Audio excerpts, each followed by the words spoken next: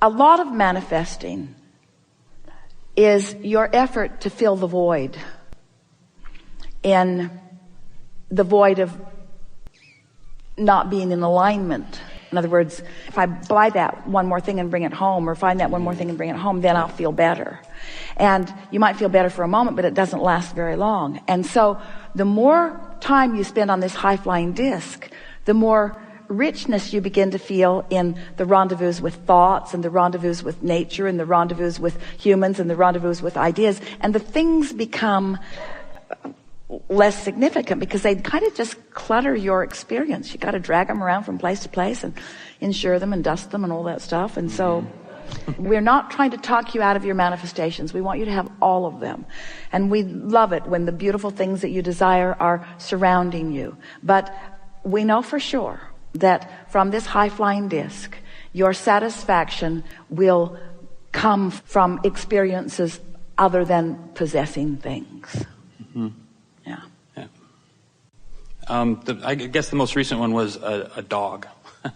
I was inspired I wanted a dog, I guess like you said, to fill that void. It was a big ball of love, and I guess I wanted that. But about 2 weeks after I thought about this, I put the pictures on my computer. I knew I would love to have this dog. 2 weeks later, I got a text and said, this specific breed of dog, if you want it, you can have it. Came out of nowhere, but I'm not at a place where I rent. We can't have animals. And so my friend said, well, why don't you manifest a house first? But, so, yeah. Well, that's sort of what we were talking about, isn't it? Right. It's sort of like getting your house before your dog. Yes. The cart before the horse. Right. So if I put my focus on anything, it'll come into my existence, but is there an order to it? Well, is there well, what happens is, we used to tell a story about, so you're living in a house and there's not much view, and there are things about where you're living that you don't care for, and so you don't like the lack of view, so you want the view, and you don't like the dryness of it, so you want more greenery, and so forth. And so you manifest this magnificent house that has the things that you've been asking for, and now that you're in the house, after you're there for a little while, you realize it doesn't have enough closets. Mm-hmm. Or maybe it doesn't have a kitchen. It doesn't have some of the other things that it has, the things that you thought about most. So what we're really saying to you is that your desires never stop coming. Right. And that if you wait until you're really sure that you're on the high-flying disc before you follow through with the inspired action, that high-flying disc has already got everything in alignment, and it will come in a progressive order that you won't be tripping over one. Got it. Because as you've been living life and putting things into the vortex, it's been gathering the cooperative components, and a perfect unfolding has already been defined. Mm-hmm. So when you make your way to that vibration that allows that perfect unfolding to unfold in your experience, then it unfolds in the way that is most comfortable.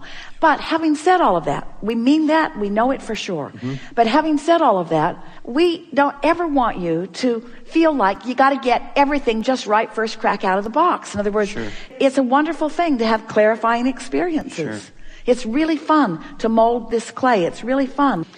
Because the clay that you're molding is through your thoughts, and it's fun to have experiences. Mm-hmm. It's exactly what this dog was. It was more of a test to see how quickly it would come, depending on how much focus I put on that thing. Let us ask you another question. Do you think, you're really going to like this, do you think that a house is in your vortex? Absolutely. So you think it's been in there for a while? Yes. So do you think that now you've found this dog that you know you want, mm-hmm. do you think it's caused a clarification about the desire of the house to come to the surface in a more emphatic way? Yes, absolutely. So are you telling us that just the idea of having this dog is causing you to focus with more deliberateness about the attraction of something else that you want? Yes. A woman said to us one day, almost the same story, well, a little different, but this is the point that we want you to hear. She'd been living in an apartment complex that she really did not like. She didn't like much about it. But she was putting up with it because it was just easier to be there than to move. And there were a lot of things about it that were unpleasant to her. And she had this wonderful cat who lived there with her. And then one day, the apartment complex changed owners, and new law came down from above that said no pets. You have this much time to do something about that. So she began hiding her cat, walking in the middle of the night, putting clips on the curtains so that the cat couldn't stick its head out and expose itself to people.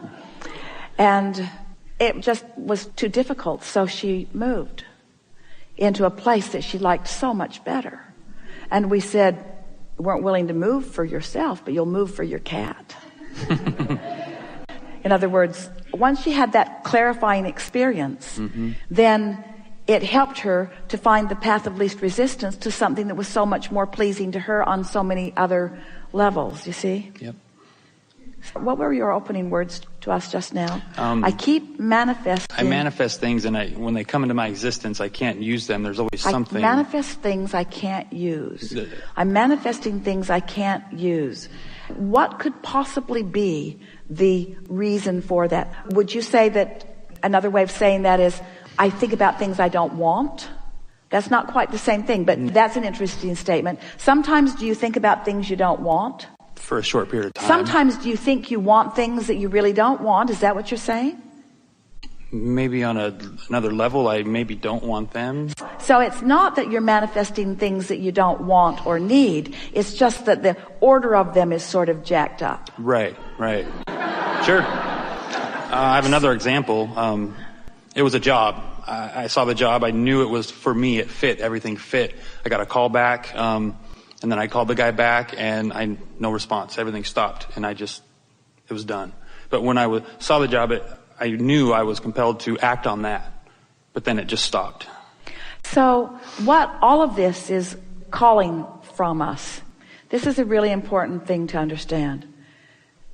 It isn't what happened, because nothing's ever done. Sure. And you didn't get it wrong. Yep. It's what do you do now? Exactly. Where do your thoughts go about it now? Yes. So where would your thought usually go when you got excited, there was momentum, you got a call back, and then it didn't go? Where did your thoughts go, and what was the emotion? Did you call it one of disappointment? Once I realized it wasn't going to happen, it was disappointment. So to continue to think about that, which you already know makes you feel disappointed, right. How does that fit in with reaching for the high-flying disc?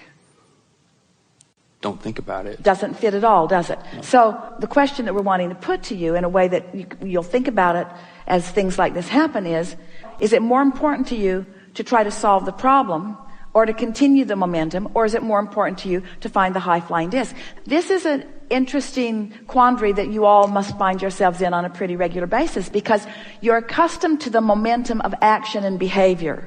And so that action and behavior momentum would call one answer forth. I didn't get the job, so I should dig back in, and I should apply more, and I should make more phone calls, and I should try harder, and but that's behavior that is perpetuating a vibration that isn't serving you. And yet, to most humans, it doesn't feel right to just get on the high-flying disc when there are things that you think that you should be doing. And we think we've made the point as clearly as we've ever made it, certainly as long and often as we've ever made it, to just for a little while try to get on that high-flying disc and then watch what happens. And when the job comes that you really want, you'll make the connection. And when you're living happily ever after with that dog in that house, you'll make the connection. All kinds of things can happen. You have no idea how flexible the universe is in yielding to you all of the components of your desire. And you'll make yourself nuts. In fact, you have been making yourself nuts by trying to manage it all from a manifestational standpoint. And it is our promise that as you begin to experience the leverage of this high-flying disc, you're going to understand what we've been saying all along from the first word that you ever heard from us, because everything that we've been telling you is about this. You've already done the step one work. And Source has already lined up the path of least resistance. And it's not just a path of least resistance. It's a path of joyful expansion. It's a really fun, really exhilarating path. So when you relax into those thoughts, Esther has some dashboard plaques that they have created. When you look at them, you can't read them because it's all backwards and jumbled. But when you lay it on the dashboard of your car and it reflects up into the window so you can read it back, it says, things are always working out for me.